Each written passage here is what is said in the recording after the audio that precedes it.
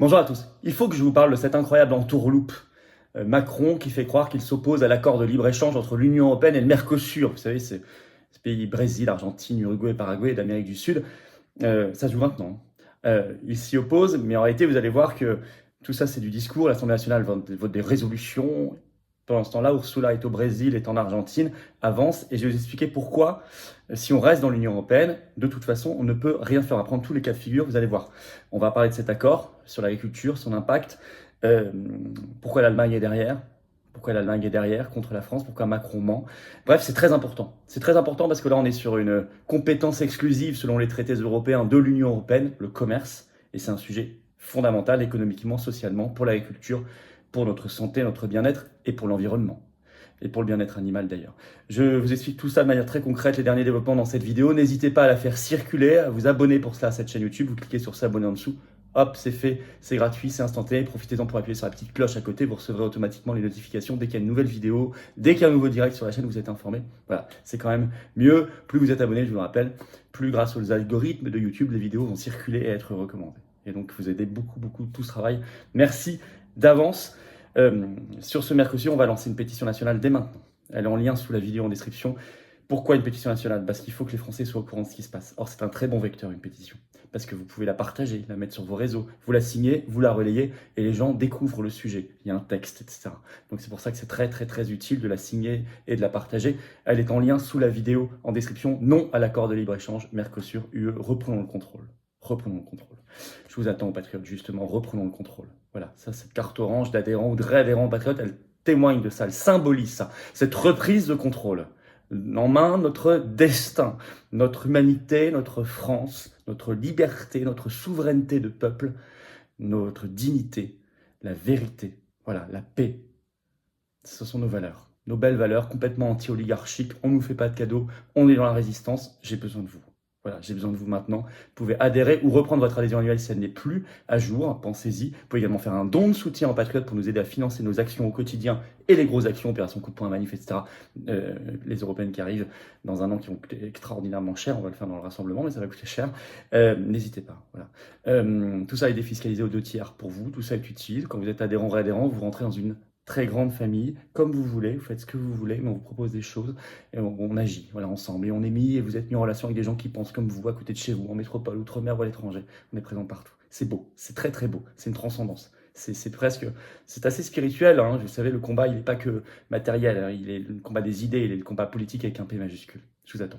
Le lien pour adhérer ou réadhérer, c'est le premier sous la vidéo en description. C'est un lien également que j'ai mis en commentaire épinglé, une petite fiche maintenant sur l'écran. Et dans la seconde de la vidéo, il y aura des liens qui apparaîtront sur l'écran. Ah, vous avez l'embarras du choix. Pour faire un don de soutien aux patriotes, c'est le deuxième lien sous la vidéo en description. Tout simplement, énorme bravo aux donateurs. Les dons supérieurs à 500 € d'ailleurs, vous allez voir sur notre site, on ajoute un cadeau maison en plus. Mais bravo aux donateurs, aux réadhérents et bienvenue aux nouveaux adhérents patriotes. Alors, Union européenne, Mercosur, l'incroyable entourloupe, le coup de force, bien sûr aussi, de l'Union européenne et de l'Allemagne derrière tout ça.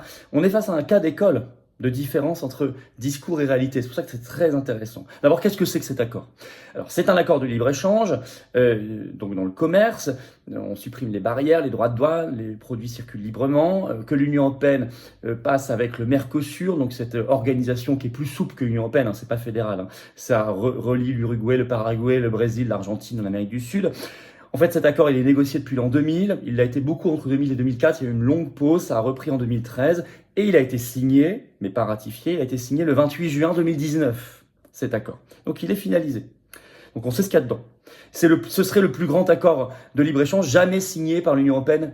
Jamais ça aurait concerné autant de monde. Bon. C'est une baisse générale des droits de douane, notamment sur l'automobile.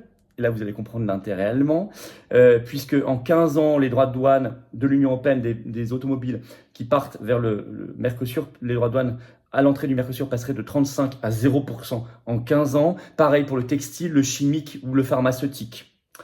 Mais en contrepartie, l'Union européenne va importer beaucoup plus, notamment de produits agricoles. Et là, c'est pas bon pour la France. Notamment, il est prévu 99 000 tonnes de bœuf, 180 000 tonnes de volaille, 25 000 tonnes de porc, 45 000 tonnes de miel, 30 000 tonnes de fromage, etc., etc. Je vous donne que quelques exemples.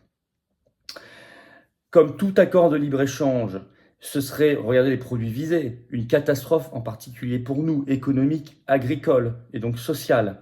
Il faut savoir, par exemple, que les coûts de production dans l'élevage bovin dans le Mercosur sont 40% inférieurs à ce qu'on connaît ici. Donc il y aurait un dumping terrible. Par ailleurs, il y a un dumping aussi sur les normes, puisque selon l'Institut de l'élevage, 27% des ingrédients actifs utilisés au Brésil dans l'agriculture sont interdits au sein de l'Union européenne. Donc on mettrait nos propres paysans en situation de concurrence parfaitement déloyale. Et puis ça aura un impact écologique catastrophique. Il y a une étude qui a été faite en septembre 2020 par une commission qui avait été créée par le gouvernement français, c'était Édouard Philippe à l'époque, qui indique que pendant 6 ans, juste après, si jamais il est ratifié, s'il est appliqué, les 6 premières années, cet accord augmentera de 5% par an la déforestation là-bas, ce qui représenterait 700 000 hectares. Et ce rapport écrivait même, je cite, que les coûts environnementaux seraient supérieurs aux bénéfices économiques. Alors, il est poussé, cet accord, par la Commission européenne, il est poussé par l'Allemagne. Tout début 2023, le chancelier allemand Olaf Scholz était en Argentine et il a déclaré, je cite, que l'objectif était d'arriver à une conclusion rapide. Voilà. Bon, vous allez sur la fiche Wikipédia, par exemple, de cet accord, vous verrez que vous verrez toutes les positions historiques de la Commission européenne et de l'Allemagne qui sont à fond pour et qui poussent. Bien sûr, l'Allemagne veut vendre ses voitures et la France n'a pas grand-chose à vendre, si ce n'est qu'elle se ferait concurrencer, on l'a vu notamment sur l'élevage et l'agriculture. Alors, que se passe-t-il? Pourquoi il y a une actualité maintenant? Parce que l'Union européenne veut accélérer. Et elle accélère. Le 25 mai dernier, il y a eu une réunion des ministres européens du commerce, on le sait par un article des Échos du 25 mai justement, et les Échos écrivent ceci: les ministres du commerce européens ont réitéré leur soutien à la finalisation de l'accord commercial. Sauf notamment le ministre français. Les Européens espèrent finaliser l'accord commercial, je cite, avec les pays du Mercosur d'ici la fin de l'année. Donc ça accélère vraiment. Cette semaine, Ursula von der Leyen, présidente de la Commission européenne, était en Amérique du Sud pour en parler. Le 12 juin, notamment, elle était au Brésil. Et elle a déclaré qu'elle voulait une ratification de l'accord à la fin de l'année au plus tard. Le lendemain, le 13 juin, elle était en Argentine. Elle a dit que cet accord serait, je cite, gagnant-gagnant. Et qu'elle était très impatiente. Bon. Or, la France est officiellement contre. Par exemple, il y avait une dépêche AFP du 4 septembre 2021 qui disait, je cite, « La France restera opposée à l'accord Union européenne-Mercosur, assure Emmanuel Macron. » Il a déclaré « Nous le resterons très clairement opposés. » Et ce 13 juin, là, au moment où Ursula était en Argentine, le 13 juin, l'Assemblée nationale française a voté largement une résolution transpartisane présentée par 9 parlementaires issus de l'ensemble des groupes politiques à l'Assemblée nationale, sauf le RN. Ils l'ont voté par 280 voix contre 58, donc c'est très majoritaire. Et c'est une résolution qui appelle le gouvernement français à s'opposer à cet accord. Je vais citer. Cette résolution invite le gouvernement, je cite, à la dépêche AFP, à faire part à la Commission de Bruxelles et au Conseil européen de son opposition à l'adoption en l'état de l'accord Union européenne-Mercosur. Le texte constate l'absence d'un accès au marché européen conditionné au respect des normes de production européennes et de critères de durabilité et de traçabilité pour les produits les plus sensibles en matière de lutte contre le changement climatique et la protection de la biodiversité. Les députés refusent aussi le volet commercial de l'accord, un domaine relevant de la seule compétence de Bruxelles, c'est bien écrit, ils refusent que ce volet soit séparé du reste du texte. Mais le problème, c'est que tout ça, c'est du pipeau. C'est du pipeau. C'est bien expliqué dans un article de Marianne qui date du 13 avril dernier. Le titre « Union européenne-Mercosur, Emmanuel Macron pourra-t-il tenir sa promesse de bloquer l'accord ?» Et ils expliquent que non. Ils expliquent que non. Or, encore le 11 avril dernier, Macron a déclaré, je cite, « Nous devons arrêter de signer des traités de libre-échange avec des gouvernements qui ne respectent pas l'accord de Paris. » Alors, Marianne étudie. Est-ce qu'il pourrait y avoir un blocage par le Parlement européen? Non, cela s'annonce très serré. Il ne faut pas y compter. 2. Est-ce qu'il pourrait y avoir un veto français? Non. Non. Il y a des politiques d'opposition, entre guillemets, qui vous ont dit qu'il suffit que la France mette son veto. C'est pas vrai. Parce que sur le sujet du commerce, il n'y a pas l'unanimité qui est nécessaire. Normalement, c'est la majorité qualifiée qui suffit. Et en plus, écrit Marianne, la Commission semble vouloir aller vers une simple majorité. Donc la France n'a pas de droit de veto, parce qu'elle n'a pas l'unanimité. Elle peut être mise en minorité. Elle peut s'opposer, mais ça ne sera pas suffisant. Ça passera quand même. Alors on se dit, oui, mais peut-être qu'il n'y aura pas de ratification par le Parlement français, donc ça bloquera. Non, ça ne change rien, ou quasiment rien. Pourquoi? On prend le dernier accord, par exemple, avec le Canada, Union européenne-Canada, libre-échange, le CETA. Il avait été signé en 2016, ratifié par le Parlement européen le 15 février 2017. Et il a commencé à être appliqué le 21 septembre 2017. Or, il n'a été ratifié par l'Assemblée nationale française qu'en juillet 2019, 2 ans plus tard. Puis ça n'a rien changé. Parce que, dès que c'est ratifié par le Parlement européen, s'appliquent toutes les parties du traité qui relèvent de la compétence exclusive de l'Union européenne. Et en moyenne, ça représente 90% du traité. C'était le cas pour le CETA, ce serait le cas pour le Mercosur. Donc même avant la ratification par les parlements nationaux, et même si on bloque, 90% de l'accord s'appliquera quoi qu'il arrive bien avant.